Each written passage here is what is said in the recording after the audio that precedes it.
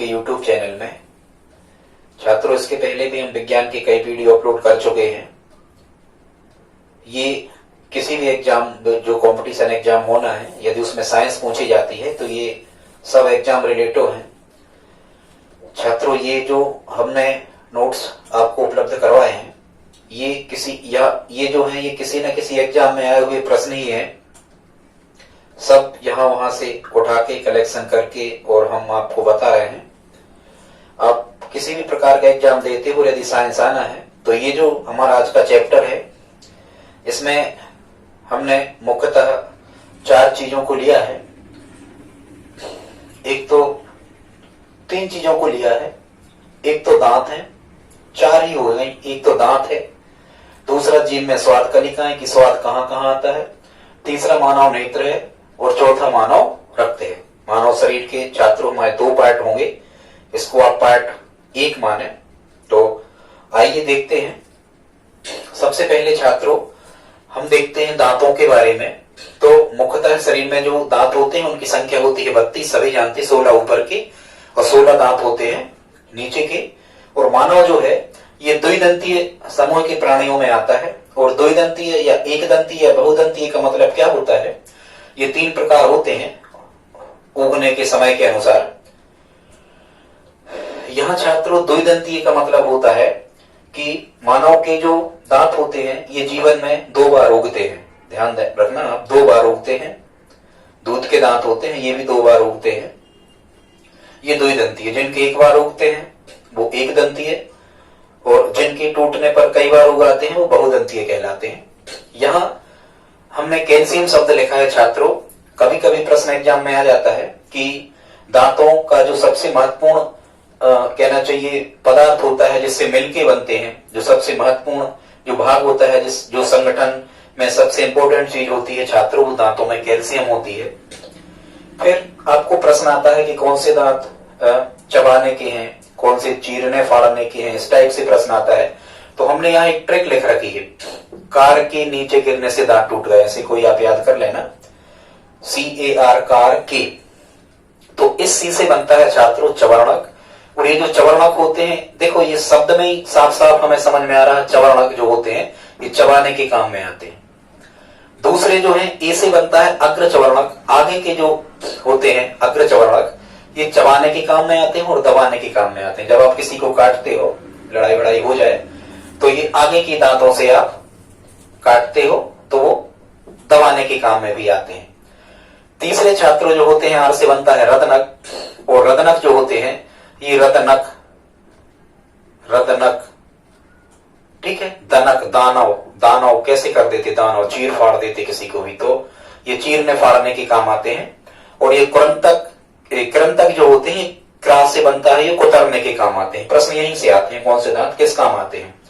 संख्या यदि आप यहाँ कार के लिखते हो तो 64-24 याद कर लेना, मोबाइल नंबर जैसी।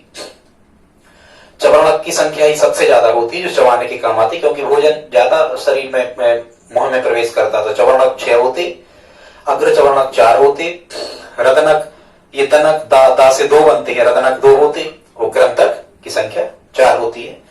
यहाँ छात्रों लिखा है सबसे ज्यादा जो दांतों की संख्या होती है 44 सुअर और घोड़ों में होती है। ये दूध के दांतों की संख्या 20 होती है, ये 2 बार निकलते हैं। और दांतों का अध्ययन ओडेंटोलॉजी कहलाता है। ये प्रश्न आता है दांतों से सबसे ज्यादा बार कि दांतों के अध्ययन को, हालांकि अध्ययन वाला एक वीडियो हम आपको अलग बता देंगे किसके अध्ययन को क्या कहते हैं। तो छात्रों दांतों के अध्ययन को क्या कहते हैं? ओडेंटोलॉजी। वैसे डेंटिस्ट होते हैं उनको डॉक्टर पर डेंटिस्ट कहते हैं, और लगा देना आपको। इसके बाद छात्रों हम आ जाते हैं जीभ में स्वाद कलिकाएं, कि जीभ में कौन सा स्वाद कहां पर आता है। तो कुछ लोग होते हैं ना मीठा खाने के लिए बिल्कुल आगे आगे दौड़ते हैं, याद रख लेना। तो मीठा भाग जो आता है, मीठा स्वाद जो आता है वो जीभ के आगे के भाग पर आता है। फिर जो खट्टे के लिए पीछे खड़े हो जाते हैं, भाई खट्टा अच्छा नहीं लगता, इसलिए खट्टा स्वाद आता है जीभ के पीछे की ओर के भाग पर। कड़वा भाग भी आता है, स्वाद आता है पीछे की ओर के भाग पर। और नमकीन आता है आगे दोनों बाजुओं में। नमकीन स्वाद कहाँ आता है? जीभ में आगे दोनों बाजुओं में। मतलब आप किसी दुकान पे जाते हो तो आगे दोनों तरफ के जो शोकेस होते हैं वहां नमकीन रखा होता है, ऐसे याद आप कर लेना। ठीक है छात्रों, इसके बाद हम आ जाते हैं मानव नेत्र के बारे में कुछ प्रश्न यहाँ से पूछे जाते हैं। सबसे पहले तो ये जो मानव नेत्र होता है, इसमें कभी कभी प्रश्न आता है कि कौन सा लेंस लगा होता है छात्रों, तो इसमें उत्तल लेंस लगा होता है। उत्तल लेंस मतलब बीच में जो मोटा होता है और किनारों पर पतला होता है, उसे हम उत्तल लेंस कहते हैं। कभी कभी छात्रों प्रश्न आता है कि मानव शरीर में ऐसी कौन सी अंग पाया जाता है जिसका आकार जीवन भर नहीं बदलता। छात्रों, आंख का आकार जीवन भर नहीं बदलता। यहाँ हमने 25 सेंटीमीटर और अनंत लिख रखा है। ये स्पष्ट दृष्टि की न्यूनतम दूरी कहलाती है 25 सेंटीमीटर। मतलब जैसे इस छड़ी को हम इतने दूर करके देखें तो हमें साफ दिख रही है, लगभग 25 सेंटीमीटर दूर होगी। यदि हम इसको बहुत पास करके देखें वस्तु को, तो फिर ये हमें स्पष्ट नहीं दिखेगी। ये कहलाता है, मतलब वह दूरी जहां पर स्थित वस्तु को मानव का नेत्र भली भांति तरीके से देख सकता है, उसे हम स्पष्ट दृष्टि की न्यूनतम दूरी कहते हैं। एक स्वस्थ नेत्र के लिए ये 25 सेंटीमीटर निर्धारित की गई है। और स्पष्ट दृष्टि की अधिकतम दूरी अनंत होती है, क्योंकि जिन चीजों को हम माप नहीं सकते एकदम फिक्स, उनको हम अनंत का नाम देते हैं। तो अधिकतम दूरी होती है अनंत। छात्रों, यहाँ एक शब्द लिखा है आंखों का रंग। आंखों का रंग जो होता है वो किस कारण से फेमस, मतलब किस कारण से आंखों का रंग नीला होता है या लाल होता है या सफेद होता है? तो आयरिस के कारण। किसके कारण? आयरिस के कारण। आयरिस, वार्निस, ऐसा याद रख लेना। आयरिस, वार्निस, वार्निस भी तो रंग है, आयरिस, वार्निस। छात्रों, कभी कभी प्रश्न आता है कि मानव के नेत्र में जो उभरा हुआ भाग होता है आगे की ओर, जो लेंस के ऊपर नीचे का आगे की ओर का भाग होता है, उसे हम क्या कहते हैं छात्रों? उसे हम कार्निया कहते हैं। फिर कभी प्रश्न ऐसा आता है कि जो कुछ लोग ऐसे होते हैं जो नेत्रों का दान करते हैं कि ये नेत्र किसी और के काम में आ जाएंगे, तो कौन सा हिस्सा दान किया जाता है छात्रों? तो दान किया जाता है यहाँ कार्निया। कौन सा? कार्निया भाग दान किया जाता है। ध्यान रखना, कौन सा भाग दान किया जाता है? कार्निया। कार्निया, निया माने हमारे काम के नैया, तो तुम ले ले, ऐसे कछु याद इसको आप कर सकते हो। फिर यहाँ लिखा है छात्रों के जो मानव नेत्र होता है ये रंग की पहचान कहां से करता है? तो ये कौन कोशिकाएं होती हैं जिनको हम शंकु कोशिकाएं भी कहते हैं। ये शंकु कोशिकाएं जो हैं ये मानव नेत्र में अलग अलग रंगों की पहचान का बोध कराती हैं कि कौन सा रंग कौन रंग है। फिर यहाँ छात्रों लिखा है कि मानव नेत्र जो है वो 1 मिनट में कितने बार फड़कती हैं? तो ये 13 बार फड़कती है मानव नेत्र 1 मिनट में। प्रकाश का नियंत्रण कौन करता है? तो यहाँ आयरिस, देखो इसमें भी सा है लास्ट में और यहाँ भी सा है लास्ट में, यहाँ भी सा है लास्ट में और यहाँ भी सा है लास्ट में। तो प्रकाश का नियंत्रण कौन करता है? आयरिस करता है। ठीक।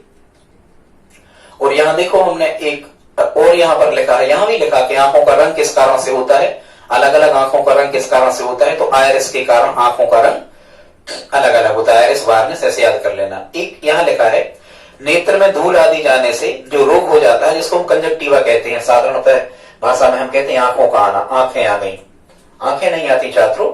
ये धूल या अन्य प्रकार के जो कण होते हैं ये आंखों में चले जाने से एक रोग हो जाता है, आंखों में सूजन आ जाती है, जिसको हम नेत्र श्लेष्मता या फिर इंग्लिश में इसको कंजक्टिवा कहते हैं। आंखों का आना यही कहलाता है। यहाँ लिखा है कि मानव नेत्र में जो प्रतिबिंब की छाप है वो कितने मिनट तक बनी रहती है? किसी भी वस्तु के प्रतिबिंब की जो छाप है, जब मानव नेत्र किसी वस्तु को देखता है तो ये लगभग 10 सेकंड तक उसकी छाप या उसकी फोटो जो है, पिक्चर उसकी, वो 10 सेकंड तक बनी रहती है।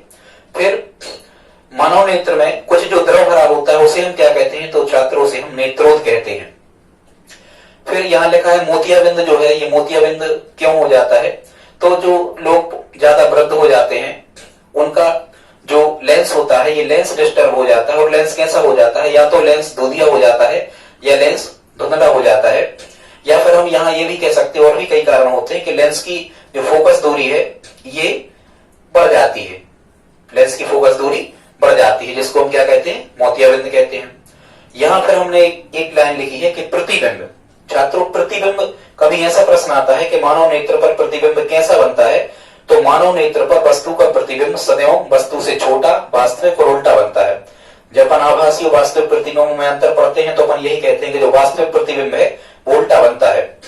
आईने के सामने खड़े हो, आप एक हाथ में हलचल करोगे, दूसरे में समझ में आएगी आपको। तो प्रतिबिंब कैसा बनता है नेत्र पर? वस्तु से छोटा। छात्रों, ये वस्तुएं जो होती हैं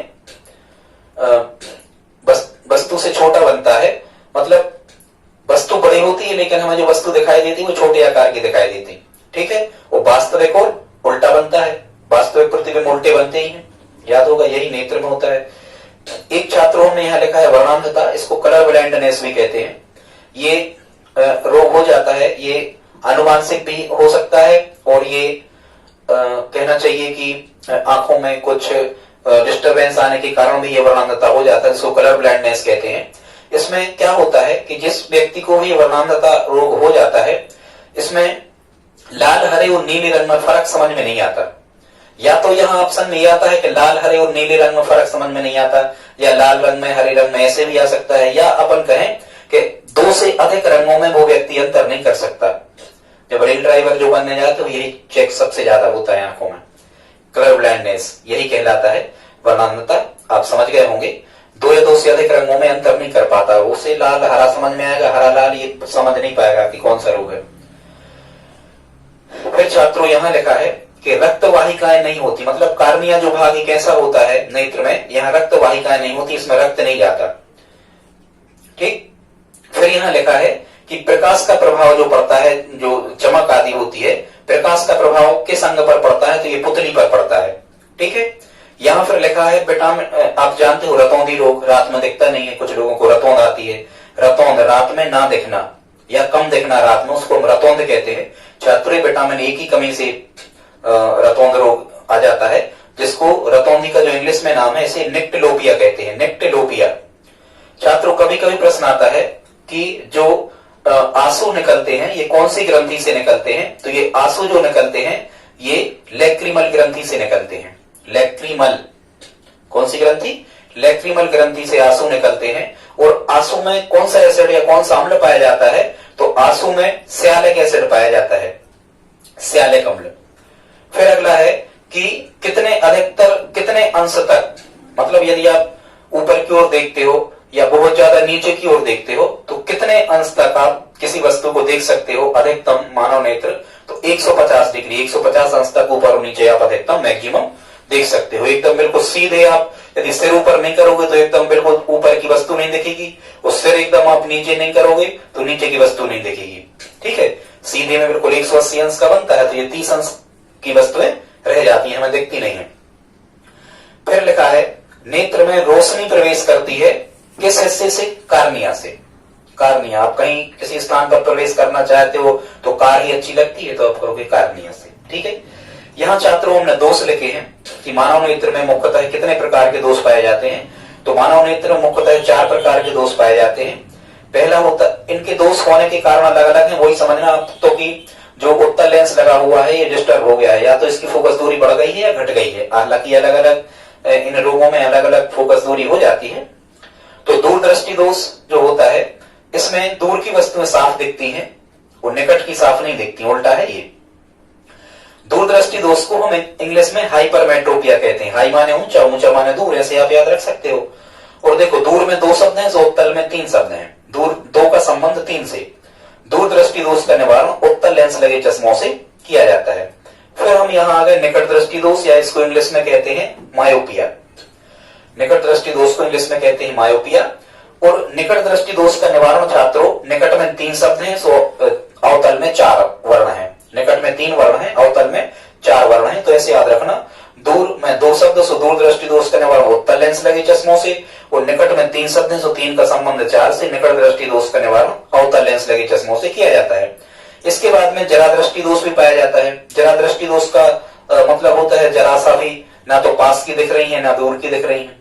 ये अधिकांशतः वृद्धावस्था में बूढ़े लोगों को ये रोग हो जाता है, जरा दृष्टि दोष, जिसमें ना पास की वस्तुएं दिखती है ना दूर की वस्तुएं दिखती हैं। तो इसमें बाइफोकल या द्विफोकसी या अवतलोत्तल लेंस का उपयोग इसमें किया जाता है, अवतल भी और उत्तल भी, ठीक है, क्योंकि उन चश्मों में दोनों लगे होते हैं, नीचे कोई और लेंस ऊपर कोई और लेंस। तो इसे अवतलोत्तल, द्विफोकसी मतलब दोनों फोकस होती है, अवतलोत्तल, या फिर बाइफोकल इंग्लिश में कहते हैं।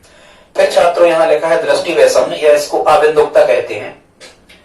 इसमें क्या होता है, या तो व्यक्ति को क्षैतिज रखी वस्तुएं नहीं दिखती, क्षैतिज, या फिर ऊर्ध्वाधर वस्तुएं नहीं दिखती, कोई भी एक परत नजर आती है व्यक्ति को। कोई व्यक्ति समझ में आएगा तो उसका कुछ हिस्सा दिखेगा जो वस्तु सामने है या ऐसे में दिखेगी, उसकी आजू बाजू की परतें नहीं दिखेगी, तो ये कहलाता है दृष्टि वैषम्य, या इसको आबिंदुकता कहते हैं। छात्रों यहां साफ साफ लिखा है वैषम्य, मतलब बेलनाकार लेंस का, बेलनाकार सिलेंड्रिकल इंग्लिश में लिखा होता है, या दृष्टि वैषम्य आबिंदुकता का जो रोग हो जाता है व्यक्ति को नेत्रों में, तो इसको दूर करने के लिए यही प्रश्न आते हैं। बेलनाकार लेंस का, ये वैसे समझना, बेलनाकार लेंस का इंग्लिश में सिलेंड्रिकल लेंस का उपयोग किया जाता है।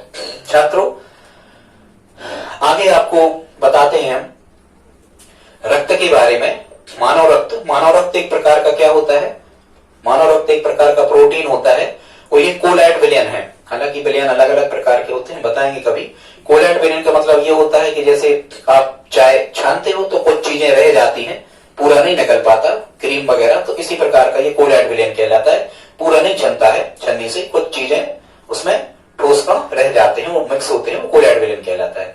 यहां हमने लिखा है, हालांकि रक्त परिसंचरण तंत्र कहलाता है, मतलब निचले सिरे से रक्त पूरे शरीर में होता हुआ पुनः उसी स्थान पर पहुंच जाता है, तो ये रक्त का एक चक्कर कहलाता है। तो ये मानव शरीर में 23 सेकंड में पूरा हो जाता है, मतलब 23 सेकंड में कोई रक्त कण एक चक्कर पूरा मानव शरीर में लगा लेता है। फिर यहाँ लिखा है हीमोटोलॉजी। छात्रों रक्त का जो अध्ययन है, इस अध्ययन करने का जो विज्ञान है या रक्त का अध्ययन करने का जो शास्त्र है, उसे हम हीमोटोलॉजी कहते हैं। याद रखना, हीमोग्लोबिन ही रक्त का मुख्य अवयव है, तो हीमोटोलॉजी यहां से आपको याद हो जाएगा। फिर प्रश्न आता है कि रक्त को शुद्ध कौन करता है, तो छात्रों याद रखना, रक्त को शुद्ध करती है किडनी, जिसको हम वृक्क या गुर्दे कहते हैं। ये रक्त को शुद्ध करते हैं, ये छानते हैं। किडनी में नेफ्रॉन नामक एक छन्नी होती है, जिसमें से छान के वो अशुद्ध चीजों को अलग कर देता है। यूरिया या अमोनिया वगैरह जो है, ये मूत्र के माध्यम से वो नेफ्रॉन उनको बाहर कर देता है, और ठोस कण जो होते हैं वो भोजन में मिलकर मलाशय से और बाहर आ जाते हैं।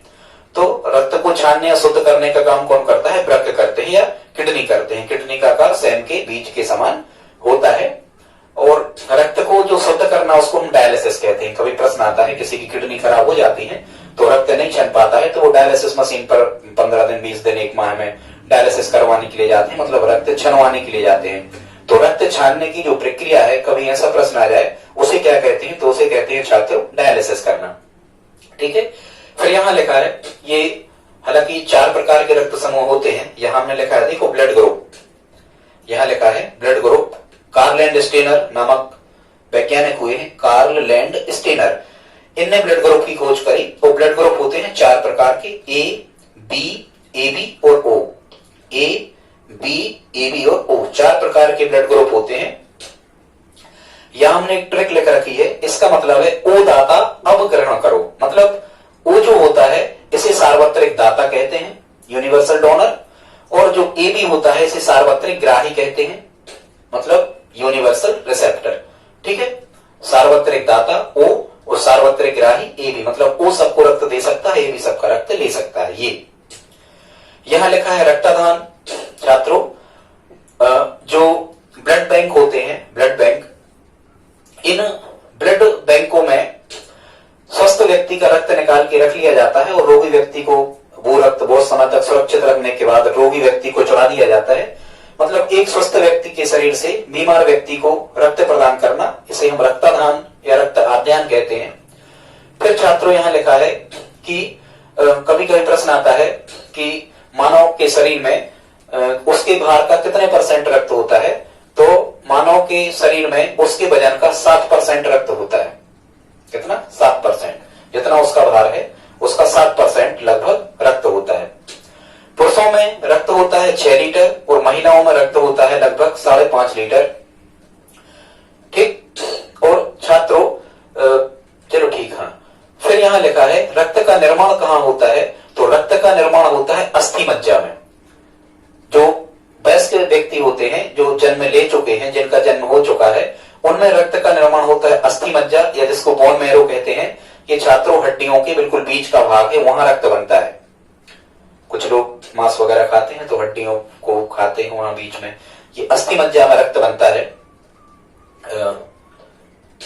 लेकिन यहां लिखा है कि भ्रूण जब रहता है मां के गर्भ में, जब गर्भस्थ शिशु रहता है पूर्व प्रसव काल के समय में, तो उसमें रक्त का निर्माण भ्रूण में कहाँ होता है? तो वो यकृत में होता है, लीवर में। ये सबसे बड़ी कोशिका कहलाती है यकृत।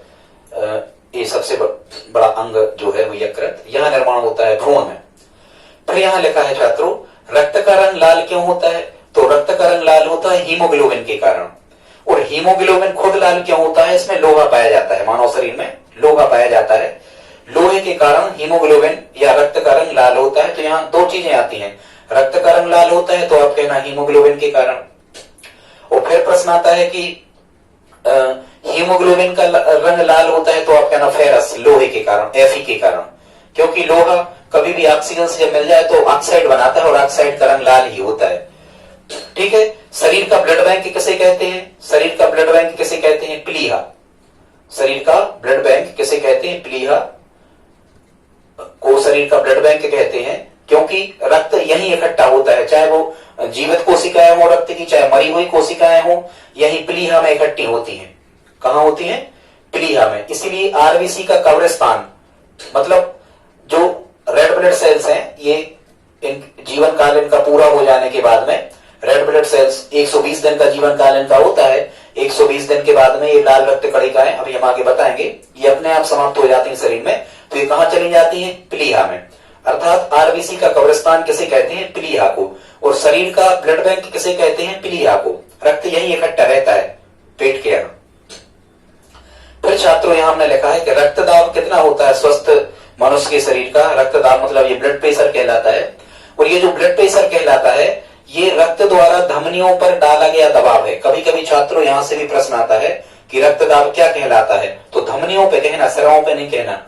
रक्त द्वारा धमनियों पर डाला गया जो दबाव है, इसको हम रक्तदाब कहते हैं, या इंग्लिश में हम ब्लड प्रेशर कहते हैं। ये हृदय तक पहुंचने की चाल और हृदय से वापस आने की चाल है। ये यहाँ लिखा है 120/80, ऊपर का 120 और नीचे का 80 होता है। 120 की स्पीड से हृदय में जाता है और 80 की स्पीड से बाहर आता है। और जो ऊपर का होता है इसको सिस्टोलिक कहते हैं, और नीचे का जो होता है इसको डायस्टोलिक कहते हैं, प्रंकुचन और अनुशीतलन। ठीक है, इस टाइप से। और कभी कभी प्रश्न आता है कि रक्तदाब या ब्लड प्रेशर को कौन सी ग्रंथि नियंत्रित करती है? तो यहां हमने लिख रखा है अधिवृक्क ग्रंथि। ब्लड प्रेशर या रक्तदाब को कौन सी ग्रंथि नियंत्रित करती है? अधिवृक्क। अधिक यदि हो रहा है रक्त, यहां से याद रखना, रक्तदाब अधिक यदि हो रहा है तो अधिवृक्क ग्रंथि उसको क्या करेगी? नियंत्रित करेगी। और छात्रों ये जो रक्तदाब होता है ये स्फिग्मा मैनोमीटर नामक उपकरण से मापा जाता है। छात्रों रक्तदाब किस चीज से मापा जाता है? स्फिग्मा मैनोमीटर से मापा जाता है रक्तदाब। और ये बूढ़े व्यक्तियों में रक्त का दाब जो है ये कम होता है। ठीक है, रात के समय भी जो ये रक्तदाब है ये कम हो जाता है। फिर यहाँ लिखा है रक्त परिसंचरण तंत्र, मतलब रक्त कहां से प्रारंभ होता है, कहां जाता है, शुद्ध रक्त में क्या मिला होता है, शुद्ध रक्त में क्या मिला होता है, धमनी, सिराएं, इनके बारे में ये पूरा सिस्टम मिला के रक्त का परिवहन कहलाता है रक्त परिसंचरण तंत्र। और छात्रों रक्त परिसंचरण तंत्र की खोज किसके द्वारा करेगी? William Harvey. विलियम हार्वे, वो विलियम यम जो होते हैं यमराज, वो वैसे ही रक्त से सने हुए कुछ ऐसे आप कह सकते हो। विलियम हार्वे के द्वारा, या हार्वेस्टर वगैरह आपको लग जाती है तो आप रक्त निकाल आता है। रक्त परिसंचरण तंत्र की खोज विलियम हार्वे के द्वारा की गई। ठीक है, इसके बाद यहां लिखा है कि शुद्ध रक्त कहां बहता है? तो छात्रों ये धमनियों में बहता है, इसलिए धमनियों का कलर लाल रंग का होता है। वैसे जिनके पास मनी होती है वो लाल व्यक्ति होते ही गुस्से में। धमनियों में शुद्ध रक्त बहता है। और इस शुद्ध रक्त में कभी कभी प्रश्न आता है कि शुद्ध रक्त क्यों होता है? तो शुद्ध रक्त में ऑक्सीजन मिली होती है। उस सिराओं में अशुद्ध, यहां शुद्ध लिखा है, सॉरी ये गलत हो गया, सुधार लेना। सिराओं में अशुद्ध रक्त बहता है, इस अशुद्ध रक्त में कार्बन डाइऑक्साइड मिली होती है, इसी कारण सिराओं का रंग नीला होता है। याद रखना छात्रों, सिराओं का रंग नीला होता है और धमनियों का रंग लाल होता है। शुद्ध रक्त बहता है धमनियों में, ये धमनियां सिराओं के कुछ अंदर होती हैं, जो हमें ऊपर दिखाई देती हैं अपने शरीर में, अपनी बॉडी में, ये क्या होती हैं? सिराएं होती हैं। इनमें अशुद्ध रक्त बहता है, इसमें कार्बन डाइऑक्साइड मिली होती है। कभी कभी छात्रों प्रश्न आता है कि रक्त की कमी से कौन सा रोग हो जाता है? तो रक्त की कमी से एनीमिया रोग होता है। इंग्लिश में रक्त की कमी से होने वाला रोग एनीमिया है, और इसी को हम हिंदी में कहते हैं रक्त अल्पता, रक्त का कम हो जाना। और ये जो रक्त के, खासकर जो रक्त के दूसरे पार्ट के जो घटक होते हैं, दूसरे पार्ट के प्लाज्मा को यदि छोड़ दिया जाए, उसके जो 3 घटक होते हैं, वहां ये रक्त की कमी मतलब आरबीसी की कमी, रेड ब्लड सेल्स, लाल रक्त कणिकाओं की कमी के कारण एनीमिया रोग हो जाता है।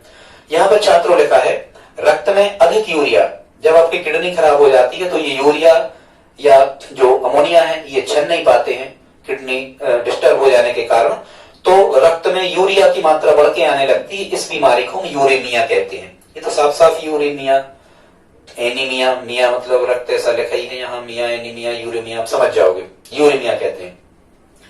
डायलिसिस की परिभाषा लिखिए छात्रों, रक्त शुद्धिकरण को, रक्त को शुद्ध करना डायलिसिस कहलाता है। और शरीर का जो डायलिसिस होता है वो कौन करता है? किडनी, वृक्क या गुर्दे जिनको हम कहते हैं। छात्रों यहाँ ये कार्य लिखा होगा कुछ भी कि शरीर में गैसों का परिवहन कौन करता है? तो रक्त के ही द्वारा होता है। शरीर में सभी उपापचयी क्रियाओं को नियंत्रण कौन करता है? तो रक्त करता है। शरीर में ऑक्सीजन और कार्बन डाइऑक्साइड का परिवहन कौन करता है? तो रक्त करता है। ताप नियंत्रण कौन करता है शरीर में? तो वो भी रक्त करता है। यहाँ छात्रों ब्लड ग्रुप लिखे हैं, 4 प्रकार के ब्लड ग्रुप होते हैं, ठीक है। कार्ल एंड स्टेनर ने इनकी खोज करी थी, ए बी और ओ। फिर यहाँ लिखा है कि 1 मिनट में कितने लीटर, कभी कभी तो प्रश्न ऐसा ही आता है कि रक्त को पंप कौन करता है? तो रक्त को पंप करता है हृदय, जानते हैं, किडनी या वृक्क। तो 1 मिनट में 4 से 5 लीटर पंप कर देता है हृदय। इसके बाद देखते हैं, यहां ऊपर लिखा है रक्त का जो पीएच मान है ये 7.4 होता है छात्रों। रक्त का पीएच मान कितना होता है? 7.4। ये सोवेंसन नामक वैज्ञानिक ने किसी भी विलयन की अम्लीयता और क्षारीयता को दर्शाने के लिए एक पैमाना विकसित किया था। इसमें उन्होंने बताया था कि जिनका पीएच मान 7 से कम होता है ये अम्लीय होते हैं, एसिडिक होते हैं, और जिनका पीएच मान 7 से अधिक होता है वो क्षारीय, बेस टाइप के होते हैं। तो कभी आपको प्रश्न आ जाए कि रक्त क्या है, तो आपको कहना है क्षार, स्वाद कसेला होता है, अम्ल खट्टे होते हैं, वो क्षार कसेले होते हैं, क्योंकि पीएच मान 7 से अधिक है, मतलब रक्त कैसा होता है? क्षारीय होता है, बेस टाइप का होता है। फिर यहाँ लिखा है गैसों का रक्त में प्रवेश करना क्या कहलाता है? परासरण। गैसों का रक्त में प्रवेश करना परासरण कहलाता है। कभी कभी छात्रों प्रश्न आता है कि रक्त का थक्का नहीं बनता, तो किस विटामिन की कमी से नहीं बनता? तो छात्रों इसका आंसर है विटामिन के से, के माने विटामिन के की कमी से रक्त का थक्का नहीं बनता, ठीक, ऐसे याद कर लेना। और अच्छा एक चीज और, रक्त का थक्का बनने में जो समय लगता है ये 2 से 5 मिनट का समय लगता है, ये भी पूछा जाता है एग्जाम में, याद रखना। रक्त का थक्का बनने का मतलब क्या होता है कि जब कभी किसी व्यक्ति को चोट लग जाती है तो 2 से 5 मिनट तक तो रक्त बहता रहता है, लेकिन इसके बाद में वो एक परत बन जाती है घाव वाले स्थान पे, तो रक्त आपका शरीर का अपने आप बाहर नहीं बह पाता, जिसको हम रक्त का थक्का बनना कहते हैं। विटामिन के की कमी से रक्त का थक्का नहीं बनता। रक्त का थक्का बनने में 2 से 5 मिनट का समय लगता है, और रक्त का थक्का बनने की जो क्रिया होती है इसे रक्त स्तंभन कहते हैं, ठीक है। और इस रक्त थक्का नहीं बनने की जो बीमारी, इसको हम हीमोफीलिया कहते हैं। हीमोफीलिया माने रक्त का थक्का नहीं बनना।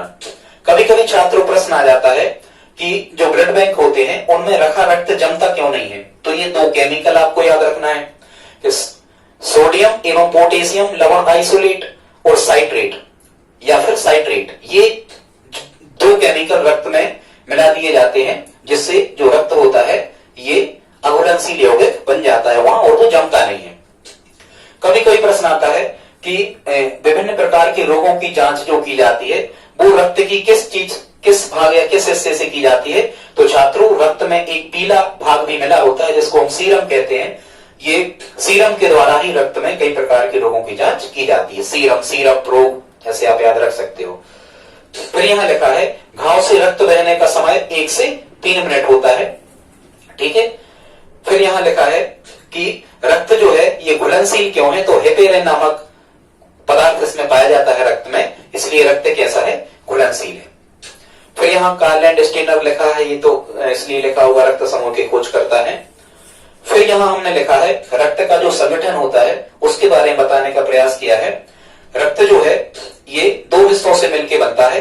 एक तो तरल जो भाग होता है, तरल हिस्सा होता है जिसको हम प्लाज्मा कहते हैं। दूसरा होता है ठोस रोधनाणु, कुछ ठोस कण भी इसमें होते हैं। तो प्लाज्मा सबसे ज्यादा होता है, ये 60% रक्त का हिस्सा होता है प्लाज्मा का, और ठोस रोधनाणु, ठोस कण जो होते हैं वो होते हैं 40%। जो प्लाज्मा होता है 60% भाग, ये प्रोटीन से मिलकर बना होता है। इसमें 2 प्रोटीन होते हैं, फाइब्रिनोजन और प्रोमोक्विन, ये 2 प्रकार के इसमें प्रोटीन पाए जाते हैं। यहाँ फिर जो ठोस रोधाणु होते हैं छात्रों, इन ठोस कणों के खुद 3 हिस्से होते हैं। एक तो आरबीसी, जरा ध्यान रखना, आरबीसी को हम रेड ब्लड सेल्स कहते हैं। इनको रेड ब्लड सेल्स मतलब ये हमारी लाल रक्त कणिकाएं हैं। इन लाल रक्त, कभी कभी प्रश्न आता है और आता ही है, रक्त से ज्यादातर चलता है ये, कि लाल रक्त कणिकाओं को या आरबीसी को क्या कहते हैं, तो इनको कहते हैं एरिथ्रोसाइट। याद कर लेना, 3-4 बार आप बोलोगे एरिथ्रोसाइट।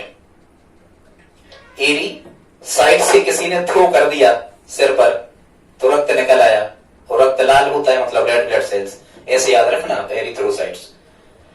दूसरा, ये कणिकाएं जो होती हैं वो व्हाइट ब्लड सेल्स होती हैं, श्वेत रक्त कणिकाएं। श्वेत रक्त कणिकाओं को हम ल्यूकोसाइट कहते हैं। श्वेत रक्त कणिकाओं को क्या कहते हैं, ल्यूकोसाइट। तीसरा जो हिस्सा होता है इसको हम थम्बोसाइट या फिर प्लेटलेट्स या इनको बिंबाणु कहते हैं। ये एक ही नाम है, थम्बोसाइट, प्लेटलेट्स या बिंबाणु। अब छात्रों इनको देख लेते हैं, यहां से प्रश्न बनते हैं, इसलिए हमने, है तो ये सब बहुत ज्यादा चीजें हैं, ये रक्त वगैरह ये बहुत ज्यादा पढ़ना होता है, पर हमें उतना नहीं पढ़ना। हमें कितना पढ़ना है, एग्जाम रिलेटिव पढ़ना है, जितना परीक्षा की दृष्टि से महत्वपूर्ण है वही हमें पढ़ना है। छात्रों जो आरबीसी होती है या एरोथ्रोसाइट होती है, इनका जीवन काल होता है 120 दिन का। मतलब 120 दिन तक ये कोशिकाएं जीवित रहती हैं, फिर ये अपने आप मृत हो जाती है और नई कोशिकाएं पुनः बनती हैं। आप सोच रहे होंगे कि ये मृत हो जाती, फिर ये प्लीहा में चली जाती, प्लीहा इनको खा जाता है, इनका उपापचय कर देता है और नई रक्त कोशिकाएं फिर से बन जाती हैं।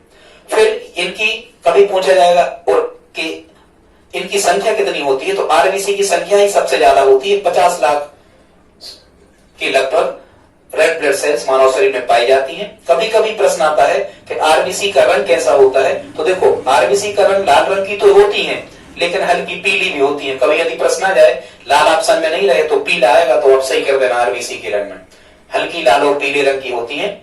120 दिन इनका जीवन काल होता है, 50 लाख इनकी संख्या होती है।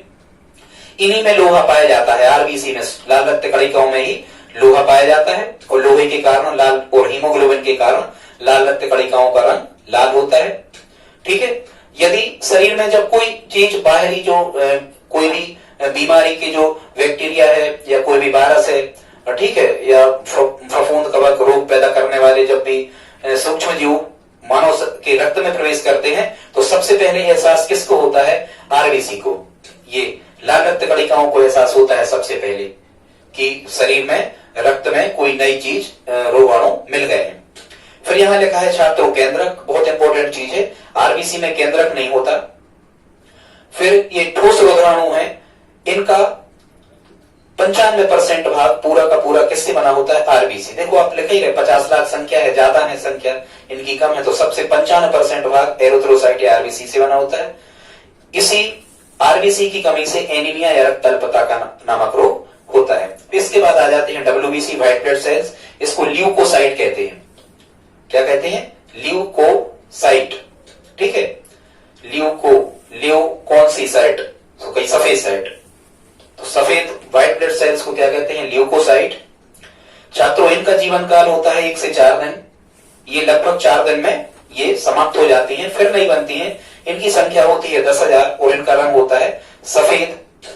इनका आकार अनिश्चित होता है, डब्ल्यूबीसी का कोई आकार नहीं होता, और इनमें केंद्रक पाया जाता है। एक चीज याद रखना, डब्ल्यूबीसी में केवल केंद्रक पाया जाता है, ना आरबीसी में केंद्रक होता है, ना थम्बोसाइट में, प्लेटलेट्स में केंद्रक भी नहीं होता। इनमें केंद्रक पाया जाता है। उसी केंद्रक पाए जाने के कारण डीएनए टेस्ट में डब्ल्यूबीसी का उपयोग किया जाता है छात्रों।